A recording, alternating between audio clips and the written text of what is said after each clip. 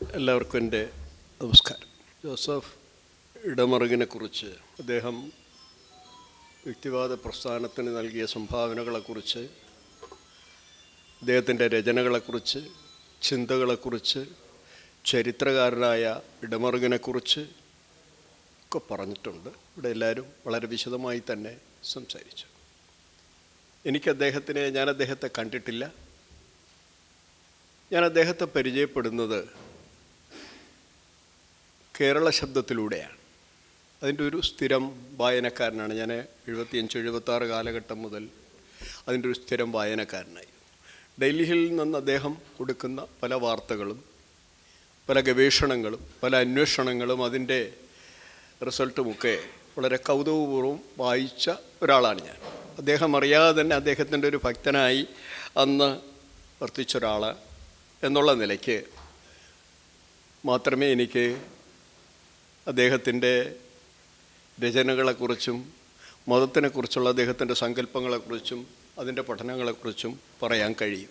അദ്ദേഹം ഒരു ചരിത്രകാരൻ എന്നെല്ലാവരും ഇവിടെ വിശേഷിപ്പിച്ചു. അതിനപ്പുറം ഒരു ചരിത്ര ഗവേഷകനായി കാണാനാണ് എനിക്കിഷ്ടം. ചരിത്രകാരനും ചരിത്ര ഗവേഷകനും തമ്മിലൊരു വ്യത്യാസമുണ്ട്.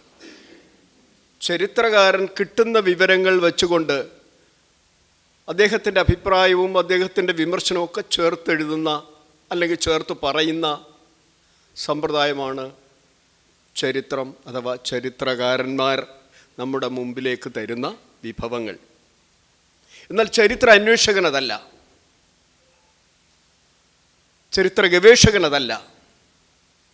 ഗോവിനെക്കുറിച്ചുള്ള അന്വേഷണമാണ് ഗവേഷണം. കാണാതെ പോയ പശുവിനെ അന്വേഷിച്ച് നടക്കുന്ന, അല്ലെ അന്വേഷിച്ച് കണ്ടെത്തുന്ന ആ ഒരു സമ്പ്രദായത്തിൽ നിന്നാണ് അന്വേഷണം ഗവേഷണമായി മാറിയത്.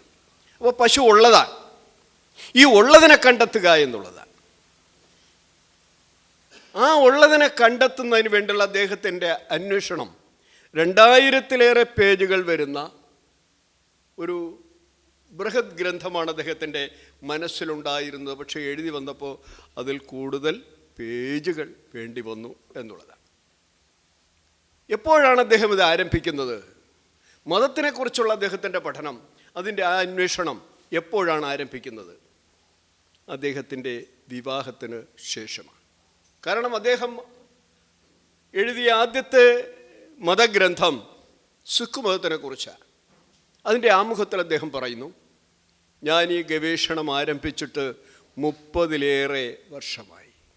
ഈ 30-ലേറെ വർഷമായി എന്ന് അദ്ദേഹം തന്നെ പറയുമ്പോൾ 87-ൽ നിന്ന് 30 കുറയ്ക്കുമ്പോൾ അദ്ദേഹത്തിൻ്റെ വിവാഹ കാലഘട്ടമായി. മാത്രമല്ല, ആ വിവാഹ കാലഘട്ടത്തിൽ തന്നെ അദ്ദേഹത്തിന് സഭയിൽ നിന്ന് പുറത്താക്കുന്നു, കുടുംബത്തിൽ നിന്ന് പുറത്താക്കുന്നു.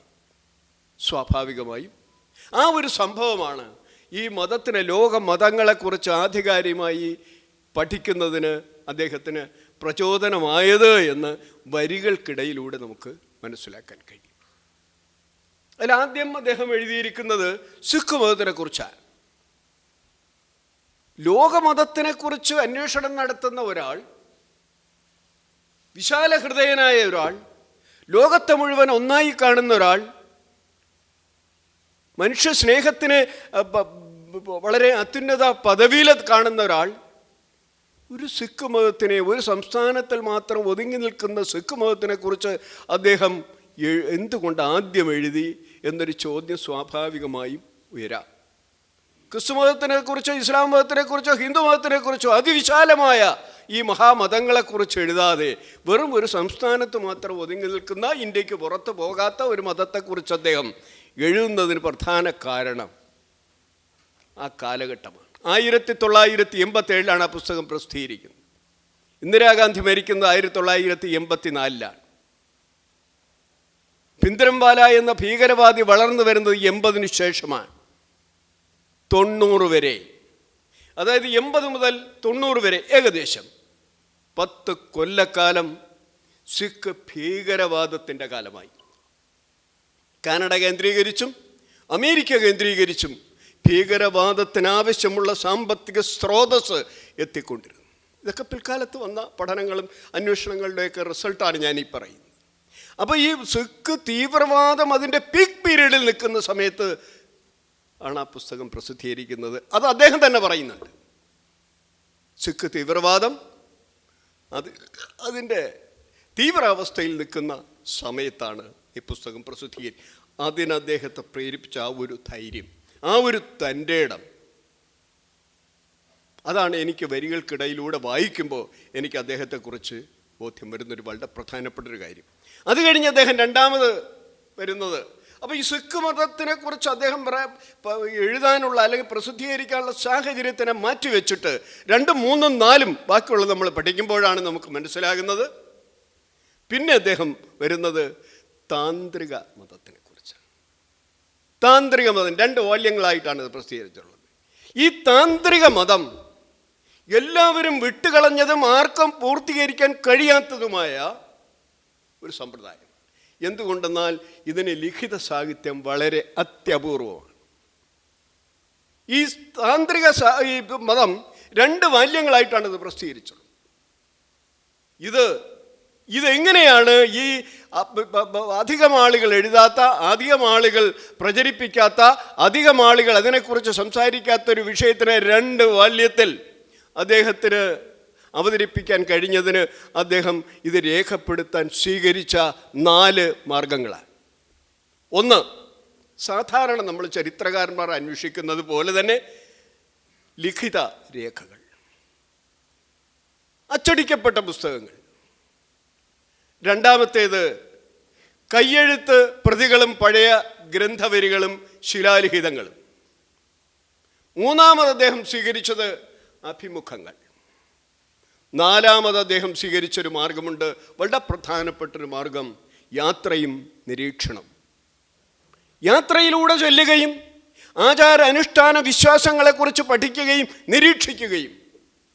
ഇവിടെ നമുക്ക് വരുന്നൊരു വളരെ പ്രധാനപ്പെട്ടൊരു പ്രശ്നം, നമ്മൾ അഭിമുഖം നടത്തുമ്പോൾ കിട്ടുന്ന വിവരങ്ങളിൽ നിന്ന് വ്യത്യസ്തമായിരിക്കും ഈ ആചാരാനുഷ്ഠാനങ്ങളുടെ പ്രായോഗിക രീതി. ഇത് തമ്മിലുള്ള വൈരുദ്ധ്യം കൂടി പഠിക്കുകയും യുക്തിപൂർവ്വം ചിന്തിക്കുകയും ചെയ്താൽ മാത്രമേ സത്യാവസ്ഥയിലേക്ക് നീങ്ങാൻ കഴിയൂ. കാരണം ലോക്കൽ ഹിസ്റ്ററിയുടെ പ്രാദേശിക ചരിത്രത്തിൻ്റെ ഒരു രചനാ സമ്പ്രദായമാണ് അദ്ദേഹം ഇതിനകത്ത് ഇവിടെ സ്വീകരിച്ചു. ഈ 4 മാർഗങ്ങളിലൂടെയാണ് അദ്ദേഹം ചെയ്തത്. നമ്മൾ മനസ്സിലാക്കേണ്ട ഒരു വളരെ പ്രധാനപ്പെട്ടൊരു കാര്യം, ഇത് 1956-57 മുതൽ 85-86 കാലഘട്ടം വരെയുള്ള അദ്ദേഹത്തിൻ്റെ പഠനകാലം. ഇൻ്റർനെറ്റില്ല, ഇന്ന് നമ്മൾ കാണുന്ന സോഷ്യൽ മീഡിയ ഒന്നുമില്ലാത്തൊരു കാലം, വെറും ടെലിഫോൺ കൊണ്ട് മാത്രം. വാഹന സൗകര്യങ്ങൾ പോലും ഇന്നത്തെ ഇതല്ലാതിരുന്നൊരു കാലഘട്ടത്തിലാണ് അദ്ദേഹത്തിൻ്റെ ഈ പഠനം നടന്നത് എന്നുകൂടി, ആ കാലഘട്ടം കൂടി നമ്മൾ ചരിത്രത്തിൻ്റെ കഥാപാത്രമാക്കി വരുമ്പോഴാണ് അദ്ദേഹം അന്ന് സഹിച്ച ത്യാഗത്തിൻ്റെ, അല്ലെങ്കിൽ അദ്ദേഹത്തിൻ്റെ വിൽപ്പവറിൻ്റെ ഈ മതങ്ങളെ മുഴുവൻ രേഖപ്പെടുത്തുക എന്നുള്ളത്. 36ഓളം പുസ്തകങ്ങളാണ് മതങ്ങളെക്കുറിച്ച് അദ്ദേഹം എഴുതിയിട്ടുള്ളത്. അപ്പോൾ നമ്മൾ വിചാരിക്കും 36 മതങ്ങളെക്കുറിച്ച് അദ്ദേഹം എഴുതിയെന്നാണ്. അല്ല, 100-ഏറെ മതങ്ങളുണ്ട്. താന്ത്രിക മതങ്ങൾ 1, 2, 3 ഒന്നും അല്ല.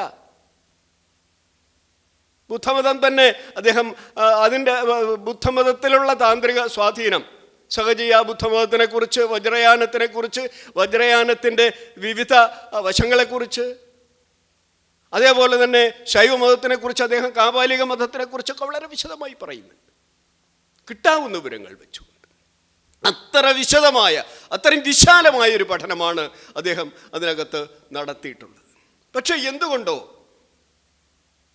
നമ്മുടെ ആളുകൾ തന്നെ, യുക്തിവാദികൾ തന്നെ, മതത്തിനെക്കുറിച്ച് അറിയേണ്ടുന്ന ആളുകൾ പോലും ആ പുസ്തകങ്ങളെ വേണ്ട വിധം ഉപയോഗപ്പെടുത്തിയിട്ടുണ്ടോ എന്നെനിക്ക് സംശയമാണ്. കാര്യം അത്രയധികം ആഴത്തിലുള്ള പഠനമാണ്. ഒരു 10-100 PhDക്കുള്ള വിഭവങ്ങൾ അതിനകത്തുണ്ട്. നമ്മളെ ഏറ്റവും അത്ഭുതപ്പെടുത്തുന്ന മറ്റൊരു കാര്യം ഗ്രീക്ക് മതങ്ങളെക്കുറിച്ചുള്ള, ആഫ്രിക്കൻ മതങ്ങളെക്കുറിച്ചുള്ള പഠനമാണ്. അതിൽ വളരെ പ്രത്യേകിച്ചെടുത്ത് പറയേണ്ട ആഫ്രിക്കൻ മതങ്ങളെക്കുറിച്ച്, ഇന്ത്യയിലുള്ള പ്രാകൃത മതങ്ങളെക്കുറിച്ച് അത്ര വിശദമായി തന്നെ അദ്ദേഹം അതിൻ്റെ പഠനം നടത്തിയിട്ടുണ്ട്. പക്ഷേ ഇതൊക്കെ പറയുമ്പോഴും അദ്ദേഹത്തിന് വിട്ടുപോയ ചില കാര്യങ്ങൾ കൂടി നമ്മൾ പറയേണ്ടതുണ്ട്. ഗാണപത്യത്തിനെക്കുറിച്ച് അദ്ദേഹം പറയുന്നില്ല അതിനകത്ത്. കൗമാരമെന്ന മതത്തിനെ കുറിച്ച് പറയുന്നില്ല. പക്ഷേ അദ്ദേഹത്തിന് വിട്ടുപോയ ഒരു കാര്യം പൂർത്തീകരിച്ചത് അദ്ദേഹത്തിൻ്റെ മകനാണ് സനലിയുടെ മറക. ആരെങ്കിലും വായിച്ചിട്ടുണ്ടോ എന്ന് എനിക്കറിയില്ല. ഗണപതി രാഷ്ട്രീയം എന്നാണ് അതിൻ്റെ പേര്. ഗാണപത്യം എന്ന് പറയുന്നത് അല്ലേ, ഗാണപത്യം എന്ന് പറയുന്നത് ഗണപതിയെ ആശ്രയിച്ച് രൂപം കൊണ്ടൊരു മതമാണ്. വാതാപി എന്ന സ്ഥലത്ത്, മഹാരാഷ്ട്രയിലെ വാതാപി എന്ന സ്ഥലത്ത് ഗണപതിയെ മുൻനിർത്തിക്കൊണ്ട് രൂപപ്പെട്ടു എന്നൊരു മതമാണ്. അത് ആ ഒരെണ്ണം അദ്ദേഹം ഒരു പൂർത്തീകരിച്ചിട്ടുണ്ട്. രണ്ടാമത് ഗാണപത്യം അദ്ദേഹത്തിൻ്റെ ശ്രദ്ധയിൽപ്പെടാതെ പോയതാകാം. മൂന്നാമത് അദ്ദേഹത്തിന് വിട്ടുപോയൊരു മേഖല, നമ്മൾ പറയുമ്പോൾ എല്ലാം തുറന്ന് ചർച്ച ചെയ്യപ്പെടണം എന്ന് വിചാരിക്കുന്ന ഒരാളാണ് ഞാൻ. അദ്ദേഹം വിട്ടുപോയൊരു വളരെ പ്രധാനപ്പെട്ട സംഘകാല മതങ്ങളെക്കുറിച്ചാണ്. സംഘകാലം എന്ന് പറയുന്നത് ഇന്നത്തെ തമിഴ്നാടും കേരളവും തെക്കൻ കർണാടകം അടങ്ങുന്ന പ്രദേശമാണ്. വടവെങ്കിടം, തെൻകുമരി, കുണകടൽ, കൊടകടൽ, ഇതാണ് അതിർത്തി.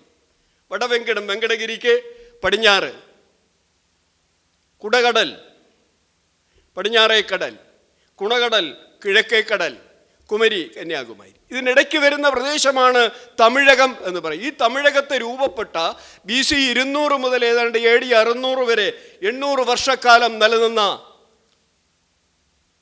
ഒരു സംസ്കാരത്തിൻ്റെ പരിച്ഛേദങ്ങളായി എഴുതപ്പെട്ട 2632 ഗാനങ്ങൾ, അതാണ് സംഘകാല സാഹിത്യം. ഈ സംഘകാല സാഹിത്യത്തിൽ അന്നത്തെ മതങ്ങളെക്കുറിച്ച്, അന്നത്തെ തമിഴരുടെ മതങ്ങളെക്കുറിച്ച്, തമിഴ് സമൂഹം എന്ന് ഞാൻ പറയുന്നത് ഞാനും നിങ്ങളും അടക്കമുള്ള ആ അന്നത്തെ തമിഴ് സമൂഹം, നമ്മുടെയൊക്കെ പൂർവികരടക്കമുള്ള ഒരു തമിഴ് സമൂഹത്തിൻ്റെ സാംസ്കാരിക പശ്ചാത്തലം, അവരുടെ മതത്തിനെക്കുറിച്ച്, അവരുടെ ആചാര അനുഷ്ഠാനങ്ങളെക്കുറിച്ച്, വിശ്വാസങ്ങളെക്കുറിച്ച്, വീരക്കല്ലുകളെക്കുറിച്ച്, മാസതിക്കല്ലുകളെക്കുറിച്ചൊക്കെ വളരെ വിശദമായി അതിൽ നമുക്ക് വായിച്ചെടുക്കാം. അത് അദ്ദേഹം വേണ്ട വിധം ശ്രദ്ധിക്കാതെ പോയി എന്നുള്ളത് അതൊരു കുറവല്ല. പക്ഷേ അദ്ദേഹത്തിൻ്റെ വർക്കിനെ സംബന്ധിച്ച് അതുകൂടെ ആയിരുന്നു എങ്കിൽ അത് ഏകദേശം 100% എത്തിച്ചേരുമായിരുന്നു. അതുപോലെ തന്നെയാണ് അദ്ദേഹം പരിശോധിച്ചിട്ടുള്ള വളരെ പ്രധാനപ്പെട്ട ഒരു പുസ്തകമാണ് ഫ്രൈസറുടെ ഗോൾഡൻ ബോ. ഫ്രൈസറുടെ ഗോൾഡൻ ബോ അദ്ദേഹത്തിന് സ്വാധീനിച്ചിട്ടുണ്ട് എന്നാണ് എനിക്ക് മനസ്സിലാക്കാൻ കഴിഞ്ഞിട്ടുള്ളത്. ഫ്രൈസറുടെ ഗോൾഡൻ ബോ, അതിൻ്റെ ഇംഗ്ലീഷ് വേർഷൻ ഞാൻ വായിച്ചിട്ടില്ല, 4 ഓളിയോ മറ്റോ ആണത്. അത് മലയാളത്തിൽ ഇറങ്ങിയിട്ടുണ്ട്. CR കേരളവർമ്മ എന്ന് പറയുന്ന ഒരു കോളേജ് പ്രൊഫസർ അതിനെ മലയാളീകരിച്ച് ദേശീകരിച്ചിറക്കിയിട്ടുണ്ട്. എൻ്റെ പേര് മതവും മന്ത്രവാദവും എന്നാണ് കേരള സാഹിത്യ അക്കാദമി പ്രസിദ്ധീകരിച്ചിട്ടുള്ളത്. അതിനകത്ത് മതത്തിൻ്റെ ഉൽപ്പത്തി, പരിണാമ, വികാസങ്ങളെക്കുറിച്ച് വളരെ വിശദമായി പറയുന്നുണ്ട്. അതിനകത്ത് അദ്ദേഹം ആദ്യമേ തന്നെ പറയുന്നുണ്ട്, മതത്തിന് അല്ലെങ്കിൽ മനുഷ്യൻ്റെ പരിണാമ പ്രക്രിയയിൽ ഒരു നമുക്കറിയാം ഒരു ശിലായുഗമുണ്ട് എന്ന്. അപ്പോൾ മനുഷ്യൻ്റെ പരിണാമ പ്രക്രിയയിൽ ഭൗതിക വശത്തൊരു ശിലായുഗം ഉണ്ടായിരുന്നു എങ്കിൽ അതിൻ്റെ മാനസിക വശത്ത് ഒരു മന്ത്രവാദ യുഗവും ഉണ്ടായിരുന്നു. ഇവിടെ അദ്ദേഹം സ്ഥാപിക്കുന്നത് മനുഷ്യൻ്റെ ഉൽപ്പത്തിയിൽ അവൻ ആദ്യം ഭയപ്പെടുകയും അവനെ ആദ്യം സ്വാധീനിക്കുകയും അവനെ ആദ്യം കീഴ്പ്പെടുത്തുകയും ചെയ്തത് മന്ത്രവാദിയാണ് എന്നാണ്. അവിടെ വളരെ കൗതുകപരമായ ഒരു കാര്യം, മതത്തിനാണോ അഥവാ മന്ത്രവാദത്തിനാണോ ശാസ്ത്രവുമായി അടുത്ത് നിൽക്കാൻ കഴിയുന്നത്, ശാസ്ത്രജ്ഞനുമായി അടുത്ത് നിൽക്കാൻ കഴിയുന്നത്? അതിനകത്ത് അദ്ദേഹം പറയുന്നു മന്ത്രവാദത്തിനാണ്. കാരണം മതം എന്ന് പറയുന്ന ഒരു സങ്കല്പം മാത്രമാണ്. മറിച്ച് മന്ത്രവാദം എന്ന് പറയുന്നത് പ്രകൃതിയെ കീഴടക്കി തരാമെന്നാണ്, മഴ നിർത്തിത്തരാമെന്നാണ്, ഇടിയും മിന്നലും ഞാൻ നിർത്തിത്തരുമെന്ന് മന്ത്രവാദി പറയുമ്പോൾ, അല്ലെങ്കിൽ അതിന് ഞാൻ ശ്രമിക്കാമെന്ന് മന്ത്രവാദി പറയുമ്പോൾ, അതുകൊണ്ട് ഇന്നത്തെ ആധുനിക ആ മന്ത്രവാദിയുടെ അതേ മനസ്ഥിതിയാണ് ആധുനിക ശാസ്ത്രജ്ഞന്മാർക്കുമുള്ളത്. ഞാനതിനെ നിയന്ത്രിക്കാൻ ശ്രമിക്കാം എന്ന്. മതത്തിനതില്ല, അതെല്ലാം ദൈവത്തിൽ അർപ്പിച്ചുകൊണ്ട് അവസാനിപ്പിക്കുകയാണ്. അപ്പം ഞാൻ പറഞ്ഞു വന്നത്, ആദ്യം മന്ത്രവാദത്തിലേക്കാണ് ആരംഭിക്കുന്നത്. ഒരു മനുഷ്യനെ നിയന്ത്രിക്കാൻ, ഒരു കുടുംബത്തിനെ നിയന്ത്രിക്കാൻ, ഒരു വ്യക്തിയെ നിയന്ത്രിക്കാൻ, അയാൾക്കുണ്ടാകുന്ന പ്രകൃതി ദുരന്തങ്ങളെ മന്ത്രം കൊണ്ടും എൻ്റെ മാന്ത്രിക ശക്തി കൊണ്ട് നിർത്തിത്തരാമെന്ന് പറഞ്ഞ മന്ത്രവാദിയാണ് ആദ്യത്തെ സമൂഹത്തിലെ പ്രമാണിയായി വളർന്നത്. അത് 2 തരത്തിൽ പിന്നെ പിരിയുന്നുണ്ട്. ഒന്ന് കുടുംബ മന്ത്രവാദവും മറ്റൊന്ന് നാട്ടുമന്ത്രവാദവും. നാടിനെ രക്ഷിക്കാൻ ഒരു മന്ത്രവാദി, കുടുംബത്തിനെ രക്ഷിക്കാൻ ഒരു അങ്ങനെ മന്ത്രവാദത്തിന് 2 ശാഖകൾ ഉണ്ടായി വന്നു. മന്ത്രവാദത്തിൻ്റെ വിശ്വാസം കുറഞ്ഞു വന്നു. കാരണം ഇവൻ പറയുന്ന ഒന്നും നടക്കാതെ വന്നു, പ്രത്യേകിച്ച് അസുഖങ്ങളുടെ കാര്യത്തിൽ. അപ്പോൾ അന്ന് മന്ത്രവാദി ചെയ്തത് എന്താണ്? മരുന്നും മന്ത്രവും കൂടെ ചേർന്നുള്ള ഒരു സമ്പ്രദായം ആവിഷ്കരിക്കും. ഇന്നും അത് തുടരുന്നുണ്ട്. ഈ മന്ത്രത്തിൻ്റെ സ്വാധീനം എല്ലാ മതങ്ങളെയും സ്വാധീനിച്ചിട്ടുണ്ട്. കയ്യിൽ കെട്ടുന്ന നൂല്, ആ നൂലിൽ തന്നെ 2-3 കുരുക്കുകൾ കാണും. ഇത് മുഴുവൻ മന്ത്രങ്ങൾ കുരുക്കിട്ട് കെട്ടിയതാണ്. മന്ത്രങ്ങൾ അവിടെ ഉണ്ട് എന്ന്, ആ മന്ത്രം അയാളെ രക്ഷിക്കും എന്നാണ്. അത് നീലയുണ്ട്, പച്ചയുണ്ട്, പിന്നെ നിറത്തിനുണ്ട്. അതെല്ലാം ഈ മന്ത്രവാദത്തിൻ്റെ തുടർച്ച പിൽക്കാലത്ത് എല്ലാ മതങ്ങളെയും സ്വാധീനിച്ചു. അപ്പോൾ മതവും മന്ത്രവും മരുന്നും മന്ത്രവുമായി വന്ന മന്ത്രവാദി പിന്നീട് ഇവർ 2ആയി പിരിയുന്നു. മരുന്നുമായി വൈദ്യൻ ഒരു ഭാഗത്തേക്കും മന്ത്രവാദി മറുഭാഗത്തേക്കും പോയി. ആ മന്ത്രവാദി ക്രമേണ കൊണ്ട് ഗോത്രത്തലവനായി മാറുന്നു. അന്യഗോത്രത്തലവന്മാരെ മുഴുവൻ കീഴ്പ്പെടുത്തിയവൻ രാജാവായി മാറുന്നു, നാടുവാഴിയായി മാറുന്നു. ആ നാടുവാഴി പിന്നീട് മല്ലനായി മാറുന്നു. ഇവിടെ മന്ത്രവാദിയോട് സന്ധി ചെയ്ത് ഒടുവിൽ ഇതിൽ വിശ്വാസ്യത നഷ്ടപ്പെട്ട് വന്ന മനുഷ്യർ, പ്രകൃതി വീണ്ടും ദുരന്തങ്ങൾ വിതച്ചപ്പോൾ അതിൽ ഭയന്നു നിന്ന മനുഷ്യൻ, ആ മനുഷ്യൻ ഇതെല്ലാം കൂടി ഒരു അവൻ്റെ ഭാവനയ്ക്കൊത്തൊരു ദൈവത്തെ സൃഷ്ടിച്ച് ദൈവത്തിൻ്റെ മുമ്പിലേക്ക് വെക്കുന്നു. അങ്ങനെ ഇതുവരെ തുടർന്ന ആചാര അനുഷ്ഠാന വിശ്വാസങ്ങളെല്ലാം ക്രമവൽക്കരിച്ചുകൊണ്ട് മതം രൂപപ്പെടുന്നു. മന്ത്രവാദിയിൽ നിന്ന് നാട്ടുമന്ത്രവാദത്തിലേക്കും, നാട്ടുമന്ത്രവാദത്തിൽ നിന്ന് വൈദ്യവും മന്ത്രവാദവും ചേർന്ന സമ്പ്രദായത്തിലേക്കും, പിന്നീട് മന്ത്രവാദിയും വൈദ്യനും 2ആയി പിരിഞ്ഞതിന് ശേഷം അയാൾ മന്ത്രവാദി ഗോത്രത്തലവനായും ഗോത്രത്തലവൻ നാടുവാഴിയായും, ആ നാടുവാഴിയിൽ നിന്ന് രാജാവൻ രൂപപ്പെടുന്ന രീതിയാണ്, അല്ലെങ്കിൽ അങ്ങനെ ഒരു ക്രോണോളജിയാണ് ഫൈസർ ഈ ഗോൾഡൻ ബോ എന്ന പുസ്തകത്തിൽ വെക്കുന്നത്. ഏതാണ്ട് അതിനോട് സാമ്യമുള്ളൊരു പഠനമാണ്, ഏതാണ്ട് അതുമായി ഒത്തുതീർത്ത് പോകുന്ന ഒരു പഠനമാണ് താന്ത്രിക മതത്തിൽ ഇടമറുക മുമ്പോട്ട് വയ്ക്കുന്നത്. ഇവിടെ അദ്ദേഹം വേറെ ചില കാര്യങ്ങൾ പറയുന്നുണ്ട്. ഇപ്പം നമ്മൾ വൃക്ഷാരാധന താന്ത്രിക മതത്തിൻ്റെ ഒരു ഭാഗമാണ്. ഏത് വൃക്ഷമാണ് നമ്മൾ ഏറ്റവും കൂടുതൽ ആരാധിക്കുന്ന വൃക്ഷം? ആൽവൃക്ഷമാണ്.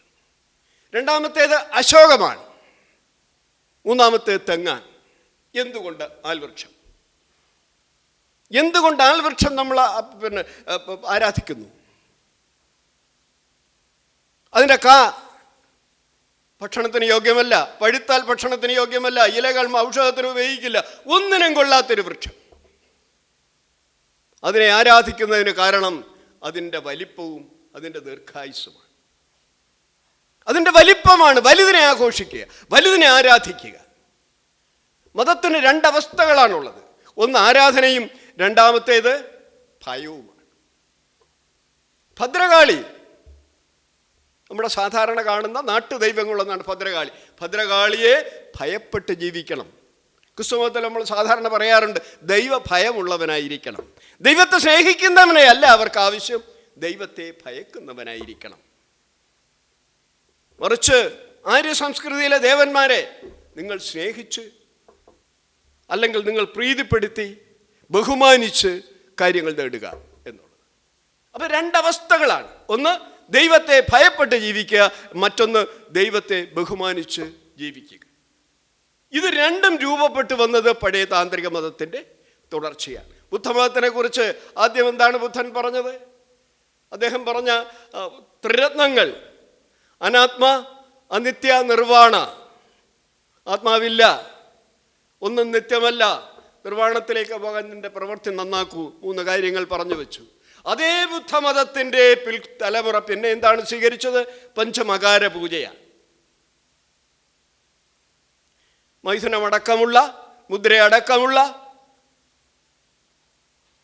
ഈ പഞ്ചമകാര പൂജ സ്വീകരിക്കും. ഈ പഞ്ചമകാര പൂജ എല്ലാ മതങ്ങളെയും സ്വാധീനിച്ചതിൻ്റെ ലക്ഷണമാണ് നമ്മൾ ഹിന്ദു ക്ഷേത്രങ്ങളിൽ കാണുന്ന ഈ ഇതുണ്ടല്ലോ, ഈ വൈകൃത ലൈംഗികതയുടെ ബിംബങ്ങൾ, ചിത്രങ്ങൾ നമ്മൾ കാണുന്നു. ബൈബിളിൽ നമ്മളത് കാണുന്നു. ബൈബിളിൽ പച്ചയ്ക്കല്ല, കുറച്ചൊന്ന് പൊതിഞ്ഞു പറഞ്ഞിരിക്കുന്നു എന്ന് മാത്രം. അതുപോലെ നമ്മുടെ ആരാധനാ മൂർത്തികൾ, ശിവനെ നമ്മൾ പ്രതീകവൽക്കരിച്ചാണ് ആരാധിക്കപ്പെടുന്നത്. ആ പ്രതീകം എന്താ? ആ പഴയ താന്ത്രിക മതത്തിൻ്റെ തുടർച്ചയാണ്. ഒരു മനുഷ്യന് പ്രാഥമികമായി അവന് സുഖം കൊടുക്കുന്നത് ഭക്ഷണമാണ്. രണ്ടാമത് ലൈംഗികതയാണ്. ഇതിനെ രണ്ടിനെയും ബന്ധപ്പെടുത്തിക്കൊണ്ടുള്ള ഒരു സമ്പ്രദായമാണ് നമ്മൾ കാണുന്നത്. ഒന്ന്, സ്ത്രീ.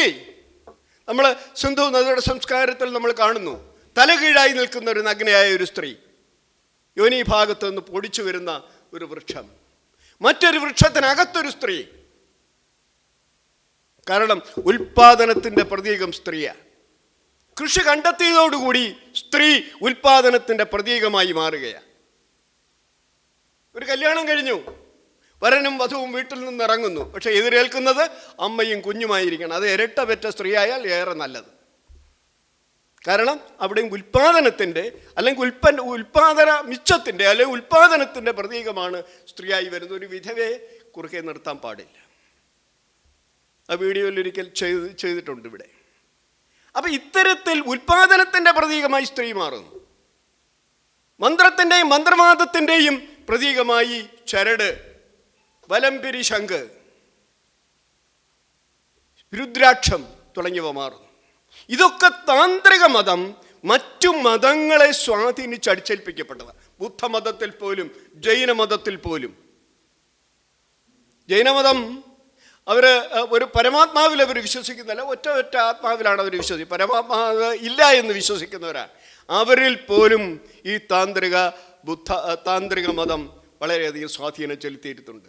ജൈനമതത്തിൽ ബുദ്ധമതത്തിൽ സ്വാധീനം ചെലുത്തി, ലോകത്തുള്ള എല്ലാ മതങ്ങളിലും സ്വാധീനം ചെലുത്തിയിട്ടുണ്ട് എന്ന് മാത്രമല്ല, ഇത്തരം മതങ്ങൾ തമ്മിൽ ലയിച്ച് പുത്തൻ മതം രൂപം കൊണ്ടിട്ടുണ്ട്. നമ്മളിപ്പോൾ ബുദ്ധമതത്തിനെ കുറിച്ച് പറയുമ്പോൾ ആകെ രണ്ട് വിഭാഗങ്ങളെ കുറിച്ച് നമ്മൾ പറയാറുള്ളൂ. ഏതൊക്കെ? മഹായാനവും ഹീനയാനവും. പക്ഷേ മൂന്നാമതൊരെണ്ണമുണ്ട്, വജ്രയാനം. ആ വജ്രയാന മതമാണ് എന്ന് കേരളത്തിലാകെ നിറഞ്ഞു വന്ന ബുദ്ധമതം ഏതാണ്ട് 8-ാം നൂറ്റാണ്ടിന് ശേഷം, ഹ്യുവാൻ സാങ്ങിൻ്റെ കാലഘട്ടത്തിന് ശേഷം. അതിൻ്റെ ഫലമാണ് കുട്ടിച്ചാത്തൻ, മന്ത്രം കൊണ്ട് സൃഷ്ടിക്കപ്പെടുന്ന കുട്ടിച്ചാത്തൻ, വിഷ്ണുമായ. ഇത് മുഴുവൻ താന്ത്രിക ബുദ്ധമതത്തിൻ്റെ ബാക്കി പത്രങ്ങളാണ്. പിൽക്കാലത്താണ് ബുദ്ധന് ക്ഷേത്രങ്ങളൊക്കെ ഉണ്ടായി വന്നത്. ഈ താന്ത്രിക ബുദ്ധമതത്തിൻ്റെ ബാക്കി പത്രങ്ങളാണ്. ഇത് തന്നെയാണ് നമ്മുടെ തമ്പുരാൻ ക്ഷേത്രങ്ങളിൽ നടന്നു വരുന്ന സമ്പ്രദായം. അവിടെ കോഴിബലിയും ആടുബലിയൊക്കെ 1928 നിരോധിക്കുന്നത് വരെ തുടർന്നിരുന്നു. ഇപ്പോഴും അപൂർവമായി തുടരുന്നു. കഴിഞ്ഞതിന് മുമ്പലത്തെ കൊല്ലമാണ് പൊന്മുടിയിൽ ഒരു ക്ഷേത്രത്തിൽ ആടുബലി നടത്തുകയും അതിൻ്റെ പിന്നിൽ കേസും വഴക്കൊക്കെ പിന്നെ അതെന്തായി എന്നറിയില്ല. അപ്പം ഇത്തരത്തിൽ ഈ താന്ത്രിക മതം എല്ലാ മതങ്ങളെയും ശക്തിയായി സ്വാധീനിച്ചു. ഇതിനെ അതിൻ്റെ അർഹിക്കുന്ന പ്രാധാന്യത്തോടുകൂടി തന്നെ ഇടമറുക് രേഖപ്പെടുത്തുന്നുണ്ട്. അതിന് മാത്രമാണ് 2 വാല്യങ്ങളുള്ളത്. ബാക്കിയെല്ലാം ഒറ്റ വാല്യത്തിൽ അദ്ദേഹം അവസാനിപ്പിച്ചിട്ടുണ്ട്. ഇതിന് 2 വാല്യം കൂടെ ഏതാണ്ട് 250 300-ലേറെ പേജുകൾ അതിനകത്ത് ഉണ്ട് എന്ന്. അപ്പം ഇത്തരത്തിൽ മതങ്ങളെക്കുറിച്ച് അദ്ദേഹം വിമർശനങ്ങളൊന്നും നടത്തിയിട്ടില്ല. അവിടെയാണ് ഒരു നിങ്ങളും ഞാനും കാണാത്തത് അദ്ദേഹം കാണുകയും കണ്ടെത്തുകയും നമ്മുടെ മുമ്പിലേക്ക് അവതരിപ്പിക്കുകയും ചെയ്യുക എന്ന് പറഞ്ഞ ലളിതമായ കാര്യമെന്ന് നമുക്ക് തോന്നാവുന്ന മഹാകാര്യമാണ് അദ്ദേഹം ചെയ്തിരിക്കുന്നത്. അപ്പം ഇത് യഥാർത്ഥത്തിൽ ഒരു വലിയ പഠനത്തിന് വിധേയമാക്കേണ്ടതാണ്. പക്ഷെ അത്തരത്തിലുള്ള പഠനങ്ങൾ ഒന്നും നടന്നതായി അറിയില്ല. അപ്പോൾ ഈ പ്രാകൃത മതം രൂപപ്പെട്ടു വരുന്നത് മന്ത്രവാദമാണെന്ന് ഞാൻ പറഞ്ഞു. ഈ മന്ത്രവാദത്തിന് ശേഷം അതിനോടനുബന്ധിച്ച് രൂപപ്പെട്ടു വന്ന മറ്റൊന്നാണ് പുനർജന്മം. നമ്മൾ ഈ തുയിലുണർത്ത് പാട്ട് കേട്ടാറുണ്ട്.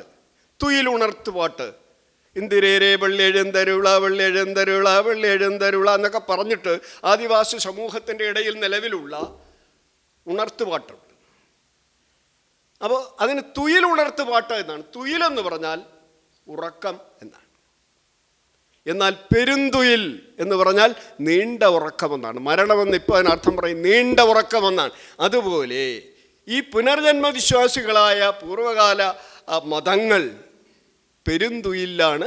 അതായത് ഒരാൾ ദീർഘമായ ഉറക്കത്തിലാണ്, അയാൾ വീണ്ടും ഉണർന്നു വരും എന്ന്. അതുകൊണ്ട് എന്ത് വേണം? ഈ പ്രേതം അല്ലെങ്കിൽ ഈ ശവശരീരം ദഹിപ്പിക്കാൻ പാടില്ല. എന്നാൽ അങ്ങനെ വിശ്വസിച്ചിരുന്ന ഒരു സമൂഹം ഉണ്ടായിരുന്നു. അപ്പം 4 തരത്തിലുള്ള പ്രാകൃത മതങ്ങളെക്കുറിച്ച് നമുക്ക് ഈ അതിൻ്റെ പേര് മണിമേഖല എന്നാണ്. അതായത് ആ മണിമേഖലയിൽ പറയുന്നുണ്ട്, ഇടുവോർ, ചുടുവോർ, താഴിയിൽ കവിപ്പോർ, പുറവൈ നടപ്പോർ എന്നാണ്. ഇടുവോർ, ഇട്ടിട്ട് പോകുന്നവർ. ആ ഇട്ടിട്ട് പോകുന്നതിൻ്റെ പിന്നിലൊരു ശാസ്ത്രമുണ്ട്. അതായത് ഇട്ടിട്ട് പോകുന്ന ശരീരത്തിൽ നിന്നും പക്ഷികളും മൃഗങ്ങളും ജന്തുക്കളുമൊക്കെ അത് ഭക്ഷിക്കുകയും ആ പക്ഷികൾ അല്ലെങ്കിൽ ആ മൃഗങ്ങളായി ഇയാൾ പുനർജനിക്കുകയും ചെയ്യുമെന്നാണ്. മുയലാണ് ഭക്ഷിക്കുന്നത്, മുയൽ ആയി പുനർജനിക്കും. മുയൽ ഭക്ഷിക്കാറില്ല, എങ്കിലും അങ്ങനെ ഒരു വിശ്വാസം ഉണ്ടായിരുന്നു. ചുടുവോർ, ചുട്ടുകളയും. കാരണം ദേഹവും ദേഹിയും രണ്ടാണ്. ആത്മാവ് ദേഹി പോയി കഴിഞ്ഞു, അതുകൊണ്ട് ദേഹത്തിന് വലിയ കാര്യമൊന്നുമില്ല, അത് വേറെ ദേഹി അന്വേഷിച്ച് ചെന്നോളും, വീണ്ടും പുനർജനിച്ചോളും. ഇടുവോർ, ചുടുവോർ, താഴിയിൽ കവിപ്പോർ. കലം, കലത്തിനകത്തിട. നന്നങ്ങാടികൾ, മുതുമക്കത്താഴികൾ എന്ന് തെക്കോട്ടും നന്നങ്ങാടികൾ എന്ന് വടക്കോട്ടും പറയുന്ന വലിയ കലങ്ങളിൽ ശൈവശരീരം അടച്ചു വയ്ക്കുന്ന സമ്പ്രദായം. അത് മാത്രവുമല്ല, അതിനകത്ത് അവർക്ക് യാത്ര ചെയ്യാനുള്ള നാണയം, വള്ളക്കൂലി, അരി, അവരുപയോഗിച്ച പ്രധാനപ്പെട്ട വസ്തുക്കൾ, അതായത് ആയുധങ്ങളുണ്ടെങ്കിൽ അത്, മെതിയടി ഉണ്ടെങ്കിൽ അത്, അതുപോലുള്ള സാധനങ്ങൾ അതിനകത്ത് അടക്കം ചെയ്തിരിക്കുന്നു. ഇടുവോർ, ചുടുവോർ, താഴിയിൽ കവിപ്പോർ, പുറവൈ നടപ്പോർ. അതാണ് നമ്മൾ കാണുന്ന മെൻഹീഴ്സ് എന്ന് പറഞ്ഞ ശവക്കല്ലറകൾ. ഇതിന്നും മറ്റൊരു രീതിയിൽ തുടരുന്നുണ്ട്, ഇന്നും തുടരുന്നു. ഇന്ന് ശവക്കല്ലറകൾ, ഇന്ന് കലത്തിലടയ്ക്കുന്ന സമ്പ്രദായമില്ല, പകരം നമ്മൾ പെട്ടികൂട്ടി അടക്കും. അപ്പം എല്ലാ മതങ്ങളെയും ഈ പ്രാചീന സമ്പ്രദായം സ്വാധീനിച്ചിട്ടുണ്ട് എന്ന് നമ്മൾ മനസ്സിലാക്കേണ്ടതുണ്ട്. അപ്പം നമ്മൾ അതുപോലെ തന്നെയാണ് ഈ മതങ്ങളെ രാഷ്ട്രീയ പ്രസ്ഥാനങ്ങൾ അനുകരിക്കുന്നുണ്ട്. ഒരു ഉദാഹരണം ഞാൻ പറയുന്നു. നാഷണലിസം, ദേശീയത. അതിൻ്റെ ഡെഫിനിഷൻ തന്നെ the feeling of ownness and the feeling of separateness എന്നാണ്. ഫീലിംഗ് ഓഫ് ഓൺനെസ് ഒന്നായി നമ്മൾ ചിന്തിക്കുന്നു, ഫീലിംഗ് ഓഫ് സെപ്പറേറ്റ്നെസ് അതുപോലെ വ്യത്യസ്ത. കാര്യം എന്ന് പറഞ്ഞാൽ പാകിസ്ഥാനി ഇന്ത്യക്കാരനും രണ്ടായി. ഇന്ത്യക്കാരൻ ഒന്നായപ്പോൾ പാകിസ്ഥാൻ കൂടെ ചേർന്നപ്പോൾ നമ്മൾ വീണ്ടും രണ്ടായി എന്നുള്ള. അപ്പോൾ മാനവീയത എന്ന് പറയുന്നത് നഷ്ടപ്പെടുന്ന ഒരു സാധനമാണ് ഈ നാഷണലിസം എന്ന് പറയുന്നത്. The feeling of ownness and the feeling of separateness. അതൊരു മതമാണ്. കാരണം മതത്തിന് പ്രതിമകളുണ്ട്, ദൈവമെന്ന പ്രതിമയുണ്ട്. നാഷണലിസത്തിന് അതിനുവേണ്ടി പോരാടി മരിച്ചവൻ്റെ കല്ലുകൾ പോലെയുള്ള വീരപ്രതിമകൾ അല്ലെങ്കിൽ രക്തസാക്ഷി മണ്ഡപങ്ങൾ ചെയ്യാറുണ്ട്. അതുപോലെ തന്നെ അതിന് ദേശഭക്തി ഗാനങ്ങളുണ്ട്. ഇപ്പുറത്ത് ഭക്തി ഗീതങ്ങൾ അതിന് പകരം അമ്പലത്തിൽ അല്ലെങ്കിൽ പള്ളിയിൽ ഒക്കെ അത് പാടാറുണ്ട്. ഇതിന് രണ്ടിനും പ്രവാചകന്മാരുണ്ട്, പ്രചാരകരുണ്ട്, രണ്ടിനുമുണ്ട്. അപ്പം ഇത്തരത്തിൽ ഈ നാഷണലിസം എന്ന് പറയുന്നത് പോലും ഒരു മതമായി മാറുകയാണ്. അപ്പം ഈ മതത്തിനെയാണ് നമ്മൾ രാഷ്ട്രീയത്തിലേക്ക് കൊണ്ടുവരുന്നത്. അപ്പോൾ 2 തരത്തിലാണ്. ഒന്ന് നാഷണലിസം, അതുപോലെയാണ് മാർക്സിസം എന്ന് പറയുന്നത്, അത് മറ്റൊരു മതമാണ്. അപ്പോൾ പ്രത്യയശാസ്ത്രത്തിൻ്റെ പേരിൽ രൂപം കൊള്ളുന്ന രാഷ്ട്രീയ പ്രസ്ഥാനങ്ങളായാലും അല്ലെങ്കിൽ ഗ്രൂപ്പുകളായാലും അതും ഓരോ മതങ്ങളാണ്. കാര്യം അവർക്കുമുണ്ട് കൊടിയടയാളമുണ്ട്, കൊടി ഉയർത്തുന്നതിന് സമ്പ്രദായങ്ങളുണ്ട്, അവർക്ക് ഈ പറഞ്ഞ പോലെ സ്മാരക ശിലകളുണ്ട്, അവർക്ക് ബിംബങ്ങളുണ്ട്, അവർക്ക് ഭക്തിഗാനങ്ങളുണ്ട്. അപ്പം ഇതെല്ലാം ഒരുതരം അടിമകളെ സൃഷ്ടിക്കുന്നതിന് വേണ്ടി അത് നാഷണലിസമായാലും മതമായാലും പ്രത്യയശാസ്ത്രമായാലും രൂപപ്പെട്ടു വരുന്നതും മതത്തിൻ്റെ ഓരോ പരിച്ഛേദങ്ങളായി നമ്മൾ കാണേണ്ടതുണ്ട്. അതുപോലെ തന്നെയാണ് ഈ മതത്തിൻ്റെ പേരിൽ രൂപപ്പെട്ടു വരുന്ന പൂജാ സമ്പ്രദായങ്ങൾ. ആദ്യകാലത്തെ മനുഷ്യൻ, നിയാണ്ടർത്താൽ മനുഷ്യനെ സംബന്ധിച്ചിടത്തോളം, നിയാണ്ടർത്താൽ മനുഷ്യൻ്റെ ഗുഹകളിൽ നിന്ന് തന്നെ കിട്ടിയിട്ടുണ്ട്. കരടി പൂജയുടെ നിരവധി തെളിവുകൾ നമുക്ക് കിട്ടിയിട്ടുണ്ട്. ആ കരടി പൂജയുടെ ബാക്കി പത്രമാണ് ഇന്നത്തെ ഗോപൂജ. മൃഗങ്ങളെ പൂജിക്കുക. പൂച്ചയെ പൂജിച്ചിരുന്നൊരു സമൂഹം ഉണ്ടായിരുന്നു ഈജിപ്തിൽ. അത് മാത്രമല്ല, ഒരു വീട്ടിൽ വളർന്നൊരു പൂച്ച ചത്തുകഴിഞ്ഞാൽ കുടിച്ചിടാൻ നമുക്ക് അവകാശമില്ല. പകരം രാജാവിനെ അറിയിക്കുകയും രാജാവിൻ്റെ പ്രതിനിധി വന്ന് അന്ത്യകർമ്മങ്ങൾ, അന്നത്തെ നിലവിലിരുന്ന വ്യവസ്ഥയനുസരിച്ച് അന്ത്യകർമ്മങ്ങൾ നടത്തി കുഴിച്ചിടണം എന്നാണ്. ഹെറോഡോട്ടസ് അദ്ദേഹത്തിൻ്റെ വേൾഡ് ഹിസ്റ്ററിയിൽ വളരെ വിശദമായി അതിനെക്കുറിച്ച് പറഞ്ഞിട്ടുണ്ട്. അതുപോലെയാണ് ഞാൻ നേരത്തെ സൂചിപ്പിച്ച വൃക്ഷാരാധന, മൃഗാരാധന, അതുപോലെ തന്നെയാണ് വീരാരാധനയും. വീരക്കല്ലുകൾ. വീരക്കല്ലുകൾ നമ്മൾ ഇവിടെ ഉണ്ടല്ലോ, വയനാട്ടിൽ 2 മ്യൂസിയത്തിലും നമുക്ക് കാണാൻ പറ്റും വീരക്കല്ലുകൾ. വീരക്കല്ലുകൾ എന്ന് പറഞ്ഞാൽ ഗോത്ര തലവന്മാർ, അതിന് പേപ്പട്ടി കടിച്ച് മരിച്ചതായാലും ശരി, ഗോത്ര തലവന്മാരുടേതായ സ്മാരകങ്ങൾ. അയാളെ കുഴിച്ചിടുകയോ കത്തിച്ചു കളയുകയോ ചെയ്യുന്നിടത്ത് സ്ഥാപിക്കുന്ന കല്ലുകളാണ് വീരക്കല്ലുകൾ. പോരാടി മരിച്ചവർ, അപ്പൂപ്പന്മാർ തുടങ്ങിയ ആളുകളുടെ വീരക്കല്ലുകൾ. അതുപോലെ തന്നെയാണ് മാസതിക്കല്ലുകൾ, മഹാസതിക്കല്ലുകൾ. സതി സമ്പ്രദായം നിലവിലുന്ന ഭർത്താവിൻ്റെ ചുതയിലേക്ക് ചാടി മരിക്കുന്നവരുടെ മാസതിക്കല്ലുകൾ. പുലച്ചിക്കല്ലുകൾ. അപ്പോൾ പുലച്ചിക്കല്ലെന്ന് പറയുമ്പോൾ പലർക്കും തോന്നുന്നത് ജാതിയുടെ പേരിനാണ്. അല്ല, പുലവർ എന്ന തമിഴ് പദത്തിന് പണ്ഡിതൻ എന്നാണ് അർത്ഥം. പുലവൻ്റെ സ്ത്രീലിംഗമാണ് പുലച്ചി. മറ്റത് പുലയൻ പുലയിയാണ്, ഇത് പുലവൻ പുലച്ചിയാണ്. പുലച്ചിക്കല്ലുകൾ നമ്മുടെ നെടുമങ്ങാട്ട് കരകുളം ഭാഗത്ത് പുലച്ചിക്കല്ലുകൾ കണ്ടെത്തിയിട്ടുണ്ട്. ഒരു സ്ത്രീയുടെ രൂപം അതിൽ കൊത്തിയിരിക്കുക, അതുകൊണ്ടാണ് അങ്ങനെ കണ്ടെത്തുന്നത്. അപ്പം ഇത്തരത്തിലുള്ള ഇതാണ് പിൽക്കാലത്ത് തമ്പുരാൻ കാവുകളായി, തമ്പുരാൻ ക്ഷേത്രങ്ങളായി മാറിയത്. അത്തരം പ്രാകൃതാരാധനയും നമ്മുടെ ആധുനിക മതങ്ങളിൽ വിശ്വാസങ്ങളിലൊക്കെ ലയിച്ച് വന്നിട്ടുണ്ട്. ഇത്തരം പ്രാകൃത വിശ്വാസങ്ങളുടെ ക്രമവൽക്കരണമാണ് ആധുനിക മതം എന്ന് നമ്മൾ വിളിക്കുന്നത്. അതുപോലെ തന്നെയാണ്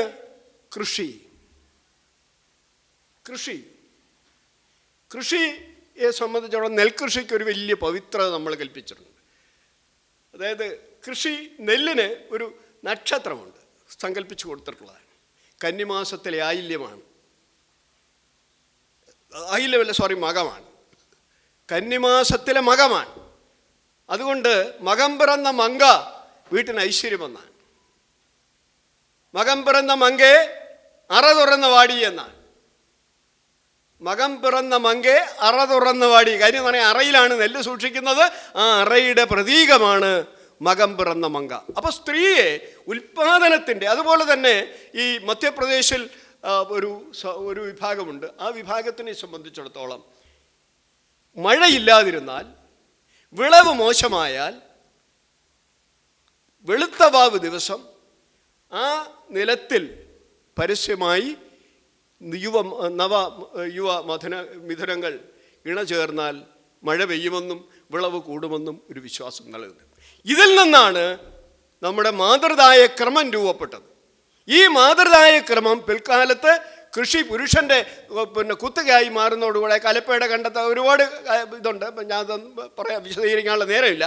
അപ്പോൾ ഈ കലപ്പയുടെ കണ്ടെത്തലോടുകൂടി സ്ത്രീയെ സംബന്ധിച്ചുള്ള കലപ്പ ഉപയോഗിക്കാൻ അവരുടെ ശരീരപ്രകൃതി അനുവദിക്കാത്തത് കൊണ്ട് തന്നെ പുരുഷനത് ഏറ്റെടുത്തു. അങ്ങനെ നായാട്ടും കലപ്പ ഉപയോഗിക്കുന്ന കൃഷിയും പുരുഷൻ ഏറ്റെടുത്തതോടുകൂടി സ്ത്രീ വീട്ടിലേക്ക് ഒതുങ്ങുകയും മാതൃദായ ക്രമം പിതൃദായ ക്രമത്തിലേക്ക് മാറുകയും ചെയ്യുകയും സ്ത്രീ അടിമയായി മാറുകയും ചെയ്യുന്നതിന് കൃഷിയുള്ള വളരെ പ്രധാനപ്പെട്ട ഘടകം ആണ്. അത് ഈ മാതൃദായ ക്രമം നിലനിൽക്കുന്ന കാലം വരെ സ്ത്രീ എന്ന് പറയുന്നത് കുടുംബത്തിൻ്റെ ഔന്നത്യത്തിൻ്റെ ഭാഗമായിട്ടും അതുപോലെ തന്നെ ഉൽപ്പാദനത്തിൻ്റെ ഭാഗമായിട്ടും കൃഷിയുടെ ദേവതയായിട്ടും. ഇവിടെ നമ്മൾ രാമായണത്തിന് നമ്മൾ വെറുതെ അങ്ങ് തള്ളിക്കളയേണ്ട. സീതയെ കിട്ടുന്നത് ഉഴവ് ചാലിൽ നിന്നാണ്. സീത അപ്രത്യക്ഷമാകുന്നത് പ്രകൃതിയിലാണ്. അങ്ങനെ എഴുതി ചേർത്തിരിക്കുന്നത് ആ കാലഘട്ടത്തിൽ നിലനിന്നിരുന്ന സ്ത്രീ സങ്കല്പത്തിൻ്റെ, കൃഷി സങ്കല്പത്തിൻ്റെ, പ്രകൃതി സങ്കല്പത്തിൻ്റെ ഒക്കെ പരിച്ഛേദമായിട്ടാണ് അന്ന് സ്ത്രീയെ കണ്ടിരുന്നത്. പക്ഷേ അവിടെ നിന്ന് ഇങ്ങോട്ട് മാറുന്നത് ക്രോഡീകൃതമായ മതത്തിൻ്റെ ആധിപത്യം പുരുഷനിൽ. ഈ ഒരൊറ്റ ക്ഷേത്രത്തിലും ഒരു പള്ളിയിലും ഒന്നും ഒരിടത്തും സ്ത്രീക്ക് പൗരോഹിത്യം അനുവദിക്കപ്പെട്ടിട്ടില്ല. അതെല്ലാം പുരുഷൻ്റെ കയ്യിലേക്ക് മാറുകയും ഇത്തരം മതങ്ങൾ, ഈ ക്രോഡീകൃത മതങ്ങൾ രൂപപ്പെട്ടു വന്നതോടുകൂടി സാമൂഹ്യ സെറ്റപ്പുകൾ, സാമൂഹ്യ സ്ഥിതി പൂർണ്ണമായും മാറുകയും സ്ത്രീ അടിമയായി മാറുകയും ഒക്കെ ചെയ്യുന്നത് ഇത്തരം മതങ്ങളുടെ ഇതാണ്. ഇത് ഇടമറുകിൻ്റെ ഇത്തരം പുസ്തകങ്ങൾ, അതിൽ ഏകടെ എനിക്കൊരു 19 മാത്രമേ പരിശോധിക്കാൻ കഴിഞ്ഞിട്ടുള്ളൂ. ബാക്കിയുള്ളതിനെ സംബന്ധിച്ചുള്ള നോട്ടുകൾ മാത്രമാണ് എൻ്റെ കൈവശമുള്ളത്. 19 പുസ്തകം ഞാൻ വിലയ്ക്ക് വായിക്കുന്ന ഇപ്പോഴും സൂക്ഷിക്കുന്ന ഒരാളാണ്. ബാക്കിയുള്ളത് മാത്രമേ കാണാൻ കഴിഞ്ഞിട്ടുള്ളൂ. അതുകൊണ്ട് തന്നെ കുറച്ച് കൂടുതൽ പഠനം ഇതിനാവശ്യമുണ്ട്. അത്രയും പഠനം നടത്താൻ നിങ്ങൾ പുത്തൻ തലമുറ കൂടി തയ്യാറാവണമെന്ന് മാത്രം അഭ്യർത്ഥിച്ചുകൊണ്ടും അദ്ദേഹം നടത്തിയ ഈ മഹാസേവനത്തിനെ ഒരു മഹാസേവനം എന്ന് തന്നെ പറയുന്നു. ആ മഹാസേവനത്തിന് ഈ പറഞ്ഞതുപോലെ അതിനൊരു ആദരവ് കൂടി അർപ്പിച്ചുകൊണ്ട് എൻ്റെ വാക്കുകൾ നിർത്തുന്നു. നന്ദി.